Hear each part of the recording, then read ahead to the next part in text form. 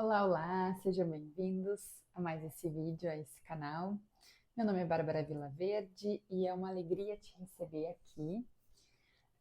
Eu sempre trago conteúdos, reflexões sobre a vida para que a gente possa pensar sobre sobre as nossas escolhas, sobre as nossas decisões e tomar um pouquinho mais de consciência sobre algum tema, né?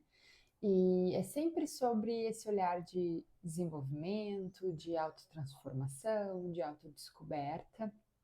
E seguindo, né, os meus vídeos sobre esperança, eu fiz 2 vídeos já sobre esperança, tem aqui no meu canal se você quiser olhar. Mas hoje eu gostaria de trazer um pouco mais da espera, né? Não falando especificamente da esperança, mas da espera. É, e eu venho refletindo bastante sobre este tema essa semana, porque. Deixa eu dar uma arrumadinha aqui. Porque essa espera, né, esse tempo que a gente fica aguardando algo acontecer, ou algo chegar, ou algo se manifestar, né? Pensa assim, quando a gente compra alguma coisa pela internet, por exemplo, na Amazon. Tem ali, né? Esperar a data prevista de entrega para daqui 3 dias. Então a gente sabe que a gente vai, né? Tem um tempo de 3 dias de espera para que aquele produto chegue na nossa residência. Por vezes, chega antecipado, né?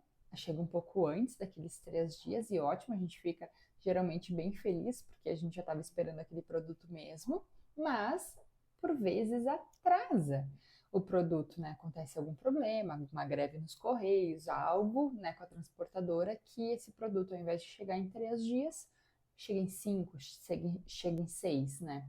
Isso acontece. E durante a nossa vida, durante a nossa trajetória, isso também acontece, né? Esse tempo de espera para algumas coisas também acontece. A gente precisa, né, ter um tempo de espera para nossa promoção, às vezes no trabalho. A gente tem um tempo de espera quando a gente está gestando um bebê. Tem um tempo de espera quando a gente está tentando gestar um bebê. Quando a gente aplica para um visto, né? Quando eu apliquei para o meu visto na Austrália, eu tinha um tempo de espera para que saísse o resultado se eu estava aprovada ou não para ir para a Austrália. É, tudo, né, todas as coisas que a gente vai fazer tem um tempo de espera. E a questão que me pega, e eu acho que eu reflito bastante sobre, não é nem o tempo de espera, é quando a gente não tem previsão de quanto é essa espera, né? Quando eu apliquei meu visto para a Austrália, eu não me lembro se eles tinham algum prazo limite, mas se tinha, era, por exemplo, um ano, vamos supor. Então, eu podia ter meu visto aprovado desde o dia seguinte à data da minha aplicação, ou até um ano depois da minha data de aplicação. Né? As agências elas falam, o tempo médio é 2 a 3 meses, vamos supor, de aprovação. O tempo médio, mas conheci gente que teve o visto aprovado em 3 dias, assim como conheço gente que está mais de 9 meses esperando o seu visto ser aprovado. Então, esse tempo de espera, ele não é definido, ele não é escrito, ele não é determinado. E se a gente for parar para pensar, acho que não existe uma questão na nossa vida, né, alguma grande questão da nossa vida que a gente tem um tempo determinado, um tempo específico, inclusive na gestação, né? A gente fala ali nos 9 meses de gestação, mas tem bebês que vêm antes, com 7, 6 meses, às vezes, de gestação, e tem bebês que passam do tempo da data, né, específica do parto. A minha irmã, por exemplo, minha mãe costuma falar que ela nasceu no último dia possível, porque ela já estava quase 2 semanas além do prazo previsto pelo médico do nascimento. Então a gente espera, a gente se programa às vezes para uma data, mas aquela data ela não é escrita em pedra. Ela muda, ela se transforma. E, e eu fico refletindo bastante sobre isso, né? Eu falo às vezes com Deus, tá, Deus, me diz quanto tempo isso vai levar para acontecer, porque se vai levar 3 meses, eu vou fazer X, Y, Z coisas da minha vida. Se isso, né, o que eu desejo, o que eu espero que aconteça na minha vida vai levar 6, então eu vou fazer outras escolhas, outras decisões na minha vida. E o fato é, né, a sabedoria está, é que esse tempo não é determinado. Não existe uma regra, né? São 3 meses e vai acontecer. São 6 meses e vai acontecer. Eu não sei se você já esperou por muito tempo uma promoção, eu já. E achava que ia ser em 3, achava que ia ser em 6. Às vezes demorava um ano para sair a minha promoção. E eu já vi várias vezes, trabalhei em RH há muitos anos, pessoas com promoções prometidas, mês X vai acontecer a tua promoção, e chegava no mês X, dava algum problema maior do que o gestor, um problema na companhia ou algo fora, né, do script, e que a promoção não acontecia, mesmo com a promessa, né? E esse tempo, essa espera, que eu costumo falar, né, que é o tempo de Deus, a espera de Deus, só Deus vai saber, né, determinar para nossa vida. Só Deus vai saber se vai ser um dia, se vai ser dois, se vai ser 2 meses, 2 anos. Ninguém sabe quanto tempo será essa espera. E nosso grande desenvolvimento, a nossa grande ajuste que a gente precisa fazer é, ainda assim, né, sem saber quanto tempo vai levar para algo acontecer, como eu vivo a minha vida até lá, né? Como eu faço essas escolhas durante esse tempo e outra, né? Será que realmente isso vai acontecer? Porque que garantia temos que algo vai acontecer, não é mesmo? E eu posso falar para vocês com. Hoje eu estou citando vários exemplos meus, mas eu posso falar para vocês com maestria. O meu visto, a primeira vez que eu apliquei meu visto para a Austrália, ele foi aprovado. E eu me organizei para ir para a Austrália, minha escola já estava programada, minha passagem de avião comprada, meu emprego eu já tinha acertado a minha data de saída, estava tudo organizado, tudo certo, né, aos meus olhos, aquilo que estava ao meu alcance. O que, que aconteceu? 2, 3 semanas antes do meu voo, pandemia. O que, que aconteceu com o meu voo, com a minha escola, com o meu visto? Tudo cancelado. Por mais que eu achasse, né, que a minha espera só teria mais 2 ou 3 semanas e que ela ia acabar, a vida às vezes nos coloca outras questões, nos prorroga às vezes, ou às vezes antecipa. E aí vai da nossa sabedoria lidar e gerenciar com essas expectativas, com essas frustrações, com essas coisas todas que acontecem. E ainda assim, de certa forma, se organizar, se planejar, se estruturar. Não dá também para a gente, como não tem tempo de nada, eu não planto nada, não programo nada. Bom, se a gente não plantar, se a gente não se programar, aí sim que a gente não vai colher, né? Porque né, do céu, né, sem plantações, dificilmente as coisas cairão.